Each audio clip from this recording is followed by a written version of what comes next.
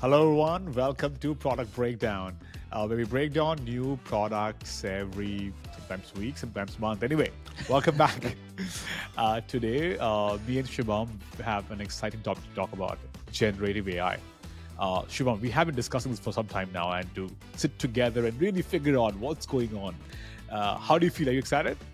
I am excited. I mean, I Awesome. think the whole market is excited. Forget about me, right? Everybody's talking about it these days. I think we almost are on the edge of the wave now, right? The wave has been going on for the last 3 months when we missed it. But yeah, we'll talk about what we talk about. So. Edge of the wave. I think we are edge of the first wave of figuring out what it is as a new thing, and then we'll see a new wave of development That's in this fair. space. Awesome. Let's break it down, man. Let's get started. So, I think the first question I would really like to ask you is. Let's deconstruct generative AI as a concept for our listeners, and then we go deeper into what is the product strategy, and what is how is the ecosystem designed, and of course, then we talk about the risks of generative AI, and finally, we go deeper into the future. So, bro, what is this, man? Let's break it down. Yeah. I'll try to do my best. So at the very like basics, right? As the name suggests, all it is an algorithm that's capable of creating new content independently, right? And so these original artifacts are essentially like coming out of the algorithm itself. So I mean, you must have heard about a lot of the names already. I think at this point, all they're like household names. OpenAI specifically and ChatGPT, two of them. OpenAI is the company that came out with the model called ChatGPT. It's essentially a chatbot you can chat with, and it generates text for you. If you ask it to, for example, write a short story, it will automatically generate. Now, how does it do that? These are large language models that are trained on top of massive amounts of data, sometimes even like scrapped up data across the internet. And so that's why they have this capability. You would find like other ones which are image video generators like DALI, right? It would basically be able to generate a new image for you independently, and it you could tune it down to the kind. For example, if you wanted it to paint a painting in Van Gogh style, it could do that, right? You can ask it to do that. So there, I mean, and then one other one, you would see that there's the codex, OpenAI codex, which allows you to write code, right? So you could talk to the actual model, and it'll generate the code for you. It'll generate. There's also ChatGPT plugins now that allow you to actually build a website by default. Like, you just basically give instructions. So there are a lot of like great uses of generative AI. But I think the question ends up becoming, can we make money out of this? Can it actually, add value outside of just people playing with it? Like, can it add real value? Can companies actually find, good value out of this? So Got it. Coming from an engineering background, why was it not possible earlier? Like, it sounds like computers are supposed to do this, learn from models. ML models were there earlier. How is this training different than the training that happened earlier? Like, why is LLM so cool versus the traditional neural networks that we saw? Again, let's get an English answer. I know like the real answer in depth, but what's the yeah, English answer? Yeah. I mean, I think the to me, I think the answer basically comes down to the fact that uh, these models not so it's not just the models at this point, right? Like, basically in the last 10 years, what ended up happening was the infrastructure moved with it, right? So it's much easier to train a large language model, which is probably, I think, Bard at some point was like 1.2 trillion variable model. And these models have so much complexity built into them that they can actually understand and produce like output that you can see, like complex output that you wanted to, right? And so in in theory, it's just it is somewhat a progression of ML and AI. But it wouldn't have been possible if we didn't have access to so much computation power, so much data, and so much infrastructure for as cheap as we have right now. Got it. Got it. So let me ask you this, right? So you know tell me more about generative AI. Like, how should we think about applications in simple English? Like, I know I talked about the models, but like, where are they used? I Where think do you you give use a them? pretty. I think you give a pretty English answer, but still, let's humanize some of the applications. Uh, I think it's generating something based on some training data set, and the training data set is so complex now, and anything can be generated. So let's see where it can be applied. Some common ones that we have seen emerging are, okay. Number one could be generating a code. If you, because we know like people are writing code for writing, let's say creating a text box or hovering a mouse or so on and so forth. These are tried and tested things. So you can tell a bot or tell a system, write me a code for a website which has A, B, C, D things. Instead of someone going and coding, the generative AI can create the code for you, and then you can play with it, modify it, and so on and so forth. So one is coding. Two, which is very common, is creation of like the responses we see on a chat gpt, which is like if you ask them a question, it's a conversational chat to understand, to find information in certain form, to find information in certain tone. So content searching is an important aspect which can be done with a lot of depth and structure through generative AI with applications like ChatGPT, Bard, and of course there are more coming up. I'm sure there are more coming up. Then we see the creation of content for a specific purpose. So, for instance, if you think about social media content, uh, we would know, like systems would know, Facebook systems would know what kind of content can get more views, what people resonate with. TikTok would know what kind of video would generate more, what is the composition of that, what kind of component should go there.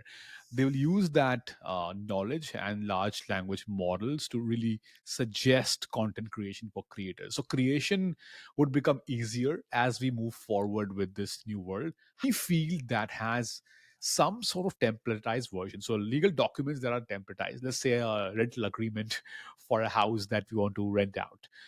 You don't need a lawyer for that in general. It's just a very structured information, with some custom information from your side. You can ask that in a chat bot to create a document. Boom, it could do it. So again, these are some very simple applications. What are your thoughts? So what do you think are the applications beyond this?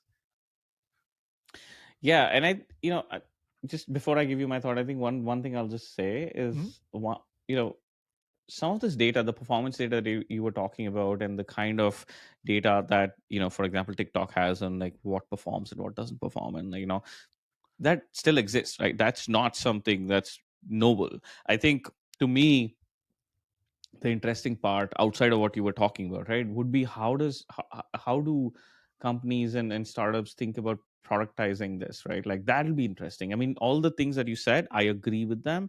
My my thought is, how does somebody say, okay, now I know um, XYZ performance data around, let's say, a market, and I'm going to give you a product that um, takes in this data and generates something that you can use, right? Outside of just saying, yeah, I mean, you could do background research, but you could do it in Google, right? I could go to Google and do it. Like, it doesn't. I could hire somebody to write a book for me. I could hire somebody to write an article for me. So, like, my where I can't actually still see through, and maybe a lot of people smarter than me, or the product managers who are actually working on this, they might have the answer. And that's the key to this. It's like, how do you productize this? Like, how do you find products and build products that are not just one enhancement or plus one on the previous one, but rather a stepwise function that takes you to the next level of the solution. Interesting. So now we're talking about more of a framework on what could be the applications based on the nature of the jobs that are around. Basically, if there are some somewhat structured jobs that could leverage this technology, there will be applications coming out. It could be in different disciplines. We may just mention a couple of them. Uh, let's take a step back now. Like, okay, we see some applications: video creation, audio creation, content creation, legal documentation, coding, research, etc. Uh, let us think about, okay, since it's an emerging field, we're already seeing some sort of structure in the ecosystem. Uh, what do you think is the current way to look at the ecosystem for generative AI? Like, let's think about that a little bit, because it'll give us a lot of context to see the space in a structured manner. Yeah. Yeah, no, so I think I can break it down. I think there are three major, kind of, in my head, the way I look at it is there are three major pillars to this ecosystem, right? And the first one, which is the most common one, which almost everybody understands, and like we talk about them all the time, are the models, right? Because Hmm. ultimately the models are, it's almost like they are the winners here, right? And so everybody knows that them, like ChatGPT, for example. Hmm. So the models are the easy ones, right? They are the ones that power the AI products. They are the ones that actually, APIs are built on top of. They are the ones where the actual intelligence lies, right? Now, what people don't see is the infrastructure that sits below them. Now, where is this coming from? This infrastructure layer is like, extremely important, right? The cloud platforms like Microsoft, like AWS, are the ones that are powering this massive, massive, humongous computational power, right? There are companies like Nvidia who have GPUs like CUDA and stuff, right? That are powering this massive computational need for the large language model, the storage need for the large language model. Can you imagine what it takes to actually store this amount of information in a place, right? To run these queries on an ongoing basis. So that's the second layer, right? Which is the basic infrastructure layer. And I'll also tell you something at the end about this, that I think like is a little bit counterintuitive. But the third one that comes in is the consumer facing applications, which you will find, there are a lot of companies that are talking about, customer service. There are a lot of companies that are basically popping up chatbots. There are companies that are thinking about how do I, for example, generate new content, whether it's copywriting, whether it's social media analytics, whether, social media, content itself, right? And so those are the consumer facing application. Canva might be one of them. So these are the three major pillars. Counterintuitively, I think I was reading a McKinsey report. The real like winners, at least up till now, are not the models, are not even the consumer facing applications. It's actually the infrastructure. The amount of money that only like just one single model has to pay for setting up their servers, the storage, and running it consistently and continuously. Why do you Hmm. think ChatGPT at 4 doesn't allow you more than 25 queries in 3 hours? Because it's insanely costly to run one query, right? And so who's making the money right now? Infrastructure companies. Do I like It's a it? cash cow. I'll repeat it for this for make. I want to use this as an anchor as we talk more.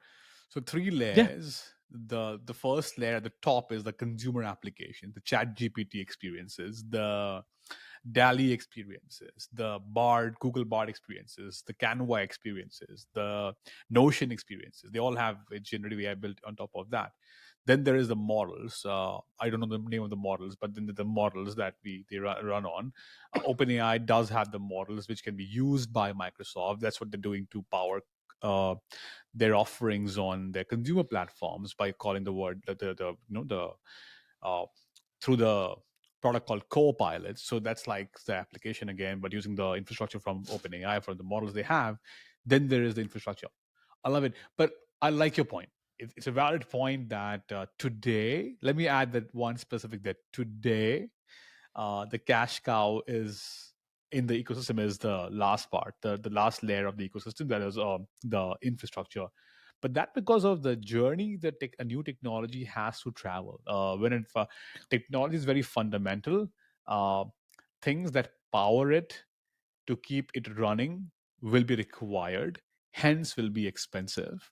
And once they find a product market fit at the top, when the product market fit happens at scale, that cost becomes marginal, eventually should be becoming marginal. And then you might see uh, some sort of economies of scale kicking in. And I'm not saying they'll not grow, but the growth will come from the number one, layer number two, versus layer number three in future. Just a thought. I'm not saying it will happen, but just trying to Yeah. add logic to the construct. Yeah, just one thing I would add there is we have to be aware that this is a winner take all market. This is going to be the search engines, right? Like one person, Interesting. whether it's ChatGPT, whoever wins it. Like I'm not saying ChatGPT is going to win it. Whoever wins it, bar ChatGPT, is going to be winner take all, and the rest of them are going to basically have very very marginal like revenues, but a lot of cost attached. So In even what then, context, though? In what context, though? In talking about the infrastructure, or talking about the models, or the consumer no, no, applications? no. So when I say like basically to your point, right, where the economies of scale kick in when you have enough usage, when you basically, as you said, find the product market fit, right? You have a lot of people using you. My point is, it's going to happen only for a very few, like, of these companies. The rest of them are going to spend most of their revenues on infrastructure. And I'll also tell you this, it is very hard to build good optimized models, right? Most of them are not optimized. They're going to spend way more than they make, Okay, let's like play it out. any software. Yeah. This is interesting. Let's play it out. Okay, so now we have the ecosystem. We have some random applications we discussed earlier. Now let's talk about the real play in the market. How will each player take part in this wave? How will it surf the wave and move forward? So let's first talk about the big tech. Okay, so let's discuss what's the play for big tech. Let's start with Microsoft, Google, Amazon, Facebook. What are your thoughts? What's there? So Microsoft and Satya Nadella specifically ended up investing $1 billion in OpenAI, and they've been one of the biggest investors in OpenAI for a long time. They've, tried to help the company come up. I think a lot of the infrastructure that powers OpenAI also possibly runs on Microsoft itself right now, right? And so if you think about it, um, for them, they saw it coming, and instead of producing something in house, they said they're going to kind of go after OpenAI. And at this point, they are seeing the results by basically having what you just said, right? They are integrating it across the board in Microsoft Office, on Bing. And so, that's that. I don't know what it's going to look like, but the search wars are basically coming back now. Like Bard and Bing are Interesting. going up. Look, my take is a little bit nuanced here. I feel when you talk about generative AI, because of this cloud called OpenAI, we have been very focused on search conversation. And sure, there is some conversation about infrastructure, which is very valid, but and they have a very nice game until they saturate themselves. But so far, it's going well. I think we should talk about search and non-search world, or is sort of unfolding as we see in the industry for big tech. It's a different play. Uh, Number one, search. I'll not talk about that. Straightforward, right? Like we know what's going on there. Just ChatGPT fighting with Google, and ChatGPT is fighting through Bing as well. Bing is powered by ChatGPT, and then we'll see if they can capture Google's market share, or can Google increase the overall pie of the market by also adding a conversational element to that. We'll see. I'll just pause there, but that's a different conversation. For that, which is a free offering with some freemium model, I don't know how much scale they can create or not create, but it has to be super, super, super good versus the Bard free model for ChatGPT to charge for it, which I think so far is working fine. So this is one play where search is a different segment, and only Microsoft and Google are playing against each other. Okay, now let me talk about the overall thing what I'm seeing here. I see three ways to look at that. Number one, you actually invest heavily in building your own models through your own infrastructure to power your millions of applications, millions of users that are using your application. That can only happen in big tech. You're not competing with anything outside as a consumer product, but you're building technology to make your platform better, to make your current experience better. It's just an application. It's not a search product. So that for me is what Amazon is doing on ad side. That's what Facebook is doing on for ads for their creative ecosystem to create more models to make their existing experience better, and they're not relying anyone on that. It's their investment to make the products better. Again, there's no new thing coming out yet. It's just making Facebook, IG better from how they are through better content creation, through better targeting, and so on and so forth. That's one play.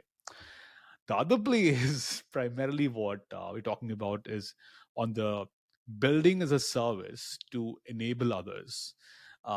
That's where Amazon Web Service will come in. That's where Azure will come in and create those layers of models you're talking about that nobody else can. Only big tech can because of the scale you're talking about. The winner takes all. I think the winner takes all at the second layer as well. I agree with you. Infra, and the layer number two is models. 100% the large big tech will win there because the cost of building those models and deploying them in the infrastructure and then providing them. So that I feel Microsoft, Amazon will have a big play there. I don't know when Google will catch up, but that's like one way to look at that story of models as a service, which I think is a pretty tried and tested play there. The third one is interesting. I don't think third one any company has nailed it yet. from the consumer apps.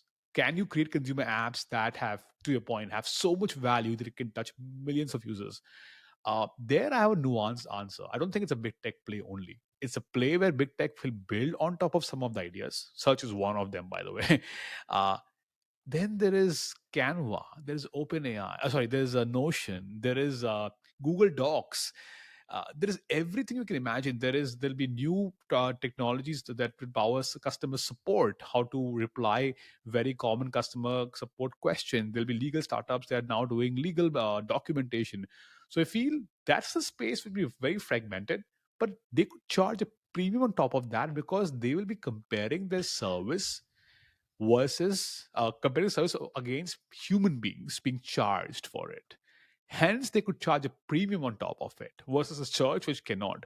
So I believe that we will find economies of scale at consumer apps level when we create a vertical or use case specific solution with enormous value, which is faster, better than how it is done today. Then I feel we'll have a very strong top layer, consumer apps layer, which can then overpower the velocity or revenue from the last one. That's my take on how it will all come together Yeah. from a startup and big tech perspective. Yeah, react to that. Go Yeah. for it. Yeah. I think for me, I think I'll just end with like two thoughts here. It's like, you know how ad servers work, right? Like basically every website has, ads, but they don't power it, they just serve it, right? And that's what I'm saying, like it is going to be end up being that, like it's going to be, the infrastructure is going to be like really really concentrated. And I'll tell you why. I'll give you like one number like that basically answer this question. ChatGPT 4 took $100 million to train. That's why. To $100 million train. couple of years to train, not to run, to train. I don't even know what it takes them to run it every single day. And so the can you imagine the barriers to entry into this game is enormously high, right? But And for the models, not for for the the models and consumer the infrastructure, apps. for the, yeah, Correct. I 100% for the agree. models I and for agree. infrastructure, right? And then basically there'll be a lot of consumer, and when I say consumer, with the consumer applications will essentially be like sitting on top of these two things. That's it. That's Agreed. how it's going Agreed. to play out in my head. Agreed. So look, I mentioned something very controversial. The offerings will be compared to a human working, and it's faster, efficient, and Yeah. better. Look, I know it's hard, Yeah. right? It's hard for us also. Let's answer the big question. So, is it going to replace some jobs? Like, what's your take? I mean, so there was a there was a market survey conducted, and like somebody asked, is it going to impact the jobs, and then is it going to impact like have a major impact? And the answer was very it's very interesting. 6 in 10 Americans actually believe that AI will have a major impact on workers generally, right? But only 28% believe that it will have a major impact on them personally, right? So it's the same like twenty psychological thing when percent is you still think big, that. right? Like, yeah, Yeah, 28%. I mean, yeah, it is. 28%. And I think like when you say that, I think it is going to impact the market. But I also think there is like economy, if there's something else, something it tells us looking at the history, that there not just the fact that it's going to reduce certain, certain parts of the workforce. Some for example copywriting might actually, like the simple copywriting jobs might actually go away, but there will be jobs that would pop up too. Here's a job I tell you. There's a job today, and you can actually find that job. It's called AI whisperer. And all they do is they help train these models. That job didn't exist. Mm, Right. And they get paid a lot.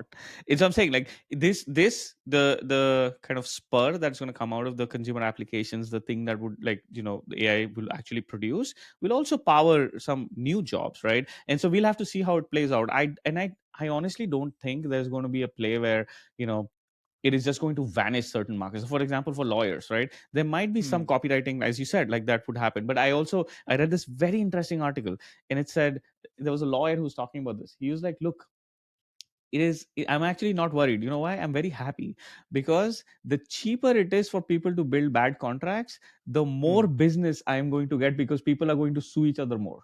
mm. Right? Interesting. It's a very So interesting way of looking at it. you're saying there'll be a mix shift of jobs like. Got it. Like, I'm basically, in my head, new job categories might pop up at some point. And there is also this idea that as AI becomes more and more, um, like, the access to AI becomes easier, you would people would value humans more, or the human, communication more. And so it almost becomes like, how vintage cars, if you the old ones that are gone now, and you want to kind of take a ride on a vintage car, it costs you more. Or you want to Yeah. kind of like have a chauffeur in US, it costs you more. It's because it becomes luxury, right? And so that kind of also happens by default. Got it. So I think my take is a little different on this. I do think there will be a mix. There will be reduction in jobs. Like some jobs, the skills that are templatized, the skills that are structured already but could be automated in some form. Think of it as um, when we started having when the industrial revolution happened back in those days, and cars were manufactured at scale versus 50 cars a month. Now you had 5,000 square cars a month because of the entire production line that was created, and there are less people involved now because machines took over. um, so these people went and figured out way to upgrade themselves or find a new job that was more quality. Instead of going and fixing the, let's say, the nuts and the bolts, they were now figuring out the, okay, is it all going as per plan? They became project managers, so on and so forth. I'm just making up a story. So I think there'll be a mix shift in skill set in the industry, is my take. And you might need people to use these tools better. Like, to be honest, um, when Adobe Photoshop was launched, it was a tool to do desktop printing better. But you wanted someone to use the machine to make things better, right? So I do think people will develop the skill set on how to use generative AI to the advantage, and that's what will give rise to a new kind of ecosystem. So yeah, some jobs would be no more there, but they'll also give rise to new jobs. Is how I see about it. That's my take. Yeah. All right, moving on. So moving on, Yeah, you yeah, go ahead. I was just about to ask you, kind of, just, I think, as much as we want to talk about all the nice good things and that come out of this, like, what are the risks? What do you see? Like, where do you see the big risks coming out of generative AI? I mean, I see risk about for new technology everywhere, whether it's generative AI or whether it is genetics. Everything is like, for me, it's a risky bet always. Science comes with risk Are you and saying pros are, and are cons. Yeah, are you go saying ahead. Go you're a ahead. pessimist? Is that what he's? Are you saying Oh, is no, you're no, a no! I'm the pessimist? most. Is that? I'm an optimist, but every new technology comes with its own perils, right? So anyway, Smart. uh, look, as machines will create new content, new documents, new videos, new audios, clearly it'll lead to more spread of more creation of more misled information or fake information. It'll push them through much faster, much deeper in the society. That's crazy. I'm just scared about the next election, to be very honest. That's number one. Number two is this also brings the copyright infringement aspect, right? Like, if you I just read, or I was looking at one of the articles recently, or it was a podcast maybe somewhere. There was someone who created a video or an audio through, it was Drake's kind of music in somebody else's voice with somebody else's uh, script, or the song. So it was a blend of three musicians, and none of them actually created the content. It was done through a generative AI software. So crazy, it's just crazy, and none of the artists got the credit. So that's the another problem. Copyrights. Look, I'm giving you just few of them: manipulation and fraud. I mean, Gen AI can be misused in many ways. ID theft, counterfeiting, forging signatures. I mean, if they can talk in your language, they can sign your sign as well. The perils are like endless in my way, but I think just like any other technology, we will go through a curve of craziness, and then you'll find a new normal with new rules. It's like traffic signals, right? When the cars were introduced, it was crazy how Yeah. many accidents used to happen. Then you had rules in place. So I think it'll go through the same curve. Anyway, looking forward, let's talk about the trends, man. Like, what's going on? Tell us more about the trends, and could be numbers, could be what do you foresee in future?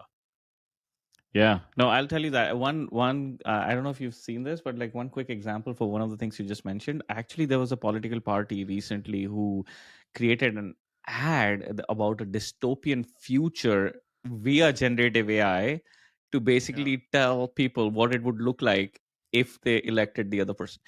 Just to say, just an Oh example of what you could, wow! Oh right, like, wow! right, So like, so so yeah, so they're not even it's a saying real thing. that they're not even saying it's their story. They're just saying, "What if this happened?" What if you It's do a this and this question. is going to happen, like, yeah, Oh and so that dystopian future wow! actually looks real. Those images look real, right? And Okay. it's Wow. disturbing. Yeah. So anyways, yeah, you asked me a question of, what do I see?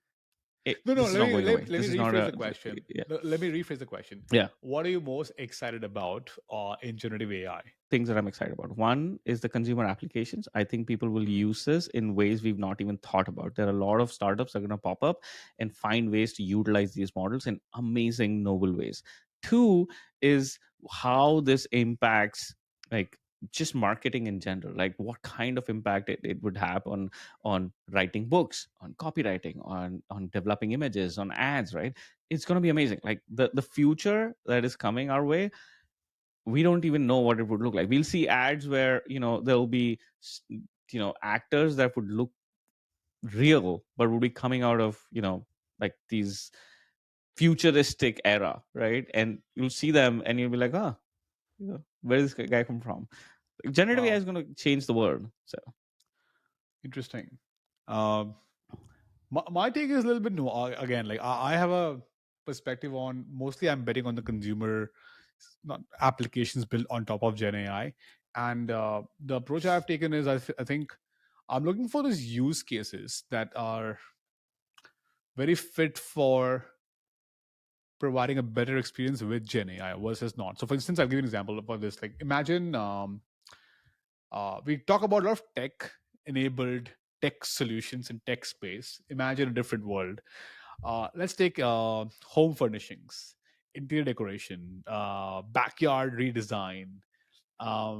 Think about, if you have to, let's say, pick a color and you have things on your mind, you go and look at the colors today. Fine, you can look at them online, but can you tell the person, this is who I am, this is what I'm looking for, give me the options? You can't right now. Imagine you can say all this to someone as a machine, and it generates the color of your, like of your heart. It generates the design for your living room that is just meant for you based on your preferences. So I feel these orthogonal offline use cases that we have around us can be transformed completely using Gen AI. Then comes the next level of human interference, where okay, then the interior decorator or designer, I don't know what they call it here in the US, they jump in and they pick what they think is the right approach to uh, finesse, add one more, hone the design to the next level. So I feel the first draft of everything in the world would be Gen AI. That's my take on it. It could be first draft yeah, of your prescription, first draft of your design for anything, first draft of your legal document. Then it will be given to a human being to use it. So yeah, first draft will be Gen yeah. AI driven in every It's field. so, while you were talking, I just realized, right? Like, imagine Yeah. a world where like 3D printing and Gen AI kind of merge. And so, like, not just the fact that it gives you the, the final, it actually prints it out for you, right? Like, it's Yeah. like amazing. Like, my head just is like, wow. Yeah. Totally, totally. I mean, yeah, awesome, man. It was a good chat after a long time. I think we should do this more often. Let's hang out more. Let's figure out some more time to catch up. We'll pick an interesting topic next time again. I loved it. It Yep. was a good deep dive, good introspection. I think I like my first draft thinking. Now I'll use it more to see where can I create first draft. In fact, that could be my startup idea. Whenever I see the first draft getting better with Gen AI, I would rather use that and push for it. Cool. Yeah. Give me a call. Thank Give you, me a call everyone. when you figure it I out. will. So, We will do it together. Thank you, everyone. It was a good chat with Shivam as always, and we'll see you next time. Please subscribe and like if you like our content, and ask us more questions. Tell us what you want to hear next time, what product you want us to break down, and we'd love to have a conversation again. Bye. All right.